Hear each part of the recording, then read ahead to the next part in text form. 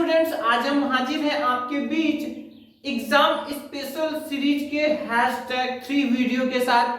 और आज के इस वीडियो में हम लोग देखने वाले हैं कि दी गई अभिक्रियाओं के लिए संतुलित रासायनिक समीकरण कैसे लिखते हैं। ठीक है, तो यहाँ पर देखिए, हर साल लगभग आप चाहे 2023 का पेपर उठा लीजिए चाहे 2024 का, इस तरह के क्वेश्चंस आपको देखने के लिए जरूर मिल जाएंगे। तो आइए देखते हैं कि हम इसको कैसे सॉल्व करते हैं। इसके लिए थोड़ा सा आपको आयनों का ज्ञान होना चाहिए और साथ ही जो यौगिक का नाम दिया गया है वो यौगिक का अणुसूत्र भी आपको याद होना चाहिए। तो जैसे देखिए, यहाँ पर पहला क्वेश्चन क्या है, प्लास्टर ऑफ पेरिस। अब इसमें क्या मिलाया जाए कि यह जिप्सम बन जाए। ठीक है, तो आपने पढ़ा हुआ है प्लास्टर ऑफ पेरिस का क्या होता है अणुसूत्र, CaSO4 और डॉट हाफ H2O। ठीक है, ये क्या है, ये प्लास्टर ऑफ पेरिस है।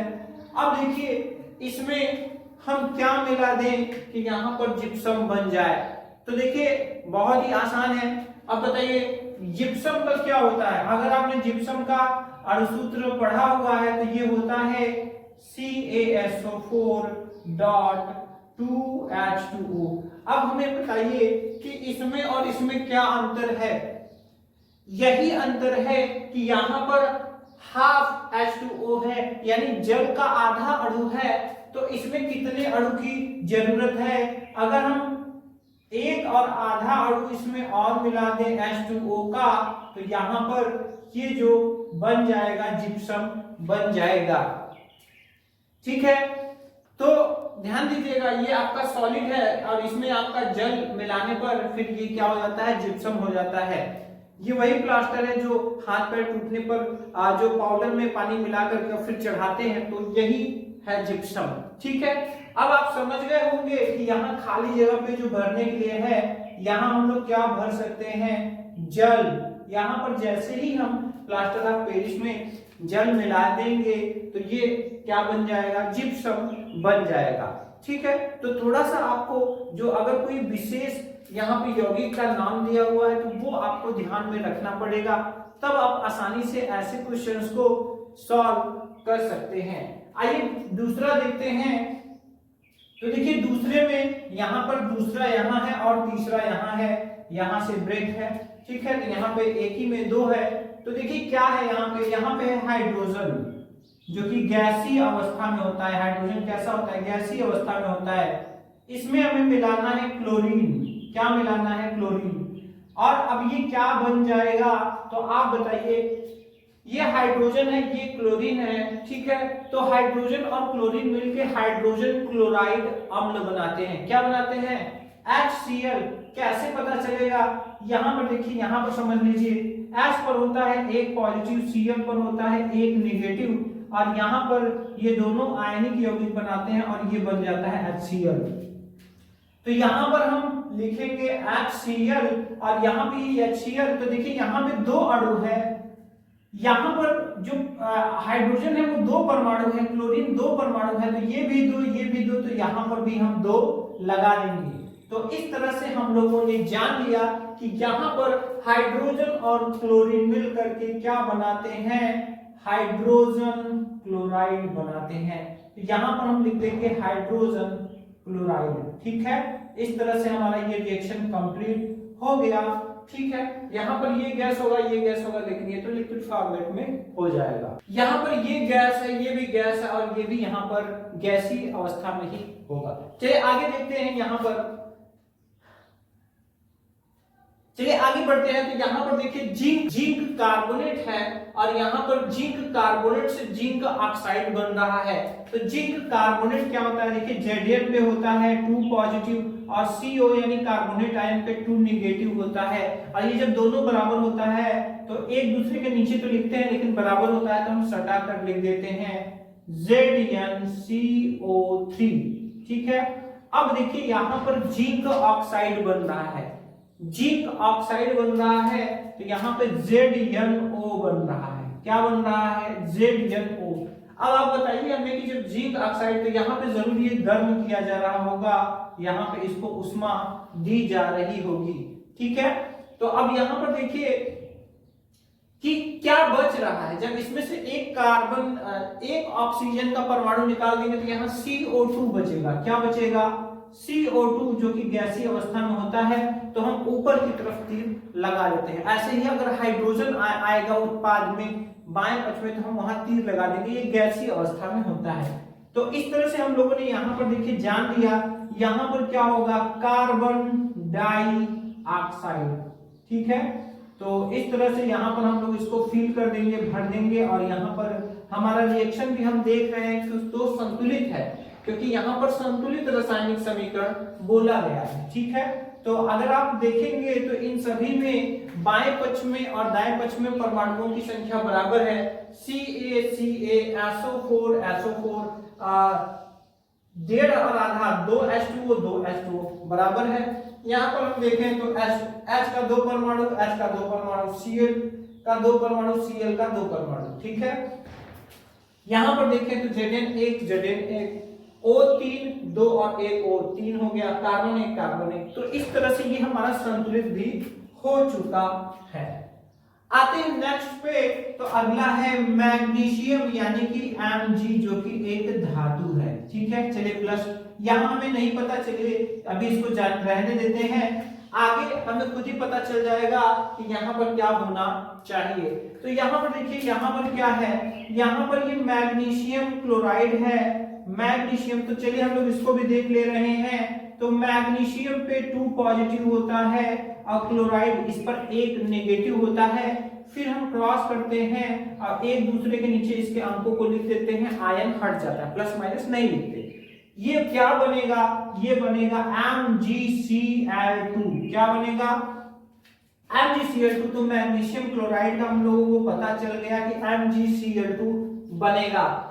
अब यहाँ पर हाइड्रोजन है, तो चलिए यहाँ पर हम लोग हाइड्रोजन लिख दे रहे हैं, जो कि गैस होता है, इसको हम ऊपर की तरफ तीर लगा देंगे, क्योंकि ये गैसीय फॉर्म में होता है, ये ऊपर चला जाएगा, उड़ जाएगा। अब यहाँ पर ध्यान दीजिएगा, जब हमने लिख लिया तो यहाँ पे हमें खुद ही पता चलेगा, क्या पता चलेगा कि यहाँ पर क्या होना चाहिए। और कभी कभी क्या होता है, कभी कभी पेपर में ही हमारे सवाल का जवाब छिपा हुआ है। जैसे यहाँ पर देखिए, यहाँ पर कौन कौन 2 ठो बच रहे हैं, क्लोरीन और हाइड्रोजन। और अभी भी हम लोगों ने ऊपर हाइड्रोजन और क्लोरीन को मिलाया था तो 2HCl बना था। इसका मतलब यहाँ पर भी देखिए 2 ही है, तो यहाँ हो जाएगा 2HCl, और यहाँ हम हिंदी में लिखेंगे हाइड्रोक्लोरिक अम्ल। तो देखा आपने, इसका सवाल हमारे क्वेश्चन में ही छिपा हुआ था, जो कि यहाँ पर आप ऊपर देख सकते हैं कि अगर Mg अगर हम हटा दें तो क्लोरीन और हाइड्रोजन मिल करके यहाँ पर हाइड्रोक्लोरिक अम्ल बनाएंगे। तो देख रहे हैं आप, अगर आपका आयन तैयार है, कितने आसानी से आप ऐसे क्वेश्चंस को सॉल्व करते चले जा रहे हैं। अब आइए हम लोग नेक्स्ट देखते हैं। तो यहाँ पर आप देख सकते हैं बेरियम क्लोराइड और सल्फ्यूरिक अम्ल। तो सल्फ्यूरिक अम्ल का आप सबको जरूर पता होगा, H2SO4 तेजाब का ये होता है, अक्सर ही आपको टीचर के द्वारा बताया गया होगा। और बेरियम क्लोराइड, तो बेरियम क्लोराइड का क्या होगा, BaCl2। क्यों? अब देखिए यहाँ पर हर कदम पर आयन आ रहा है, Ba के ऊपर 2 पॉजिटिव, Cl के ऊपर 1 - 1 का लिखा नहीं जाता, ये हो जाएगा BaCl2। तो यहाँ पर ये हो जाएगा BaCl2। अब देखिए यहाँ पर ये बन क्या रहा है, तो चलिए हम लोग उस तरफ वाला लिख ले रहे हैं, यहाँ पर हाइड्रोक्लोरिक अम्ल बन रहा है। ठीक है, तो देखिए फिर से यही चीज यहाँ पर भी आपको देखने को मिल रहा है, हाइड्रोजन और क्लोरीन मिल करके, ये दोनों मिल करके यहाँ पर HCl बना रहे हैं। तो यहाँ 2 है, तो चलिए हम यहाँ पे भी 2 लिख ही दे रहे हैं। अब बताइए क्या बचा है, जब ये दोनों मिल गए तो बचे हैं Ba और SO4, और BaSO4 हमारा क्या होता है, बेरियम सल्फेट बनाता है। क्या बनाता है, BaSO4। ठीक है, क्यों? क्योंकि Ba के ऊपर क्या होता है, 2 पॉजिटिव, और SO4 के ऊपर क्या होता है, 2 नेगेटिव होता है। ठीक है, तो ये दोनों बराबर होते हैं, तो ये BaSO4, यानी यहाँ पर हमें क्या लिखना होगा, यहाँ पर हमें लिखना होगा बेरियम सल्फेट। ठीक है, तो इस तरह से यहाँ पर हमारा ये भी हो गया। आइए अब हम लोग लास्ट अपना क्वेश्चन सॉल्व कर लेते हैं। तो देखिए यहाँ पर है सिल्वर नाइट्रेट। क्या है? Silver nitrate. तो देखिए सिल्वर का क्या होगा, Ag के ऊपर होता है 1 प्लस, नाइट्रेट आयन के ऊपर होता है 1 माइनस, तो यहां पर ये हो जाएगा AgNO3। क्या हो जाएगा? AgNO3। और यहाँ सोडियम आयोडाइड है, इसका भी देख लीजिए, Na के ऊपर 1 प्लस, I के ऊपर 1 माइनस, ये दोनों का भी बराबर है, तो यहाँ पर ये हो जाएगा NaI। चलिए अब यहाँ क्या बनेगा, तो चलिए दूसरा वाला बना देते हैं, पहला वाला अपने आप क्लियर हो जाएगा। सोडियम नाइट्रेट, यहां पर ये हो जाएगा सोडियम नाइट्रेट। क्यों? क्योंकि इसके ऊपर सिंगल पॉजिटिव होता है और इसके ऊपर सिंगल निगेटिव होता है, बराबर है तो हम सटा कर केवल लिख देंगे। अब आप देखिए कि क्या बच रहा है, तो यहां बच रहा है Ag और यहां बच रहा है I। यहां हो जाएगा AgI, क्योंकि इसके ऊपर एक माइनस होता है, इसके ऊपर एक प्लस होता है, और इसका नाम होगा सिल्वर आयोडाइड। तो देखा आपने कितना आसानी से हो गया। अगर आप प्रॉपर जानकारी आप अगर ले लेते हैं तो बहुत आसानी से आपको ये खेल जैसा लगेगा और आप आसानी से इसको सॉल्व कर लेंगे। तो आशा करते हैं स्टूडेंट्स आपको एग्जाम स्पेशल सीरीज #3 आपको समझ में आया होगा। और यहाँ पर आयनों का बहुत बड़ा रोल है, अगर आप आयन नहीं पढ़े हैं तो उसका आपको आई बटन में लिंक दिया गया है, आप वहां जाकर सकते हैं। साथ ही साथ इस पूरे वीडियो का कंटेंट है, जो पूरी चीजें जो समझाई गई हैं वो लिखे हुए फॉर्मेट में हमारे आपको वेबसाइट prabhatinstitute.com पर मिल जाएगा, तो वहां पर आप जाकर के जरूर विजिट करें। अगर आपको जो मैं कहता हूं कि ये वीडियो का लिंक यहाँ है देख लीजिए, तो अगर आपको यहाँ पर नहीं मिल रहा है तो आप हमारे वेबसाइट पर जाएंगे, वहां पर आप अगर खोजेंगे तो पोस्ट अगर आपको ये मिल जा रहा है तो वहां जाकर देखेंगे तो हर एक वीडियो का लिंक मैंने लगा दिया है ताकि आपको सुविधा हो सके। जाते जाते एक रिक्वेस्ट आपसे करना चाहते हैं स्टूडेंट्स कि आप इस वीडियो को ज्यादा से ज्यादा शेयर करें, क्योंकि बहुत से लोगों को ये जो रिएक्शन है उनमें बहुत समस्या होती है और इसको देखते ही उनका दिमाग काम करना बंद कर देता है, क्योंकि थोड़ा बेसिक्स वो पढ़े नहीं होते हैं तो उनका कॉन्फिडेंस बहुत ही लो हो जाता है। तो आप इस वीडियो को ज्यादा से ज्यादा शेयर करें। मिलते हैं एक और शानदार वीडियो में एग्जाम स्पेशल सीरीज #4 के साथ। जय हिंद।